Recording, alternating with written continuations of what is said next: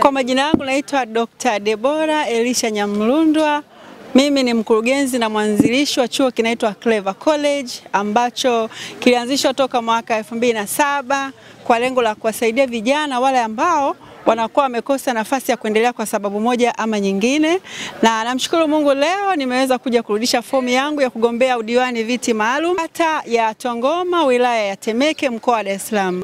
Lengo langu ni kwamba niweze kuwa karibu na serikali yangu na zaidi chama changu cha Mapinduzi, ili ya kwamba niweze kuwasaidia vijana wale ambao wameshindwa kuendelea na shule au vyuo kwa sababu moja ama nyingine, kwa ajili ya kuwasaidia kuonyesha fursa mbalimbali, lakini ikiwepo pamoja na kuwatafutia scholarship, ikiwa ni pamoja na kuwawezesha kusoma ujuzi mbalimbali, ili ya kwamba waweze kuwa sio tegemezi kwa taifa, ila waweze kuwa tegemeo, lakini pia waweze kuwa ni vijana ambao wanajiamini. Kwa hiyo namshukuru Mungu, naamini Mungu atanisaidia jina langu lirudi, likirudi tutakutana tena hapa, ili kwamba vijana wetu waweze kupata faraja tena. Na nimekuwa kwenye kazi hiyo kwa miaka 18 nikijitolea. Sasa nimekuja kuomba ridhaa kufanya kazi na chama tawala ambacho ni CCM, nikimsaidia Dr. Samia Suluhu Hassan ambao ni rais wa Jamhuri ya Muungano wa Tanzania. Asanteni sana.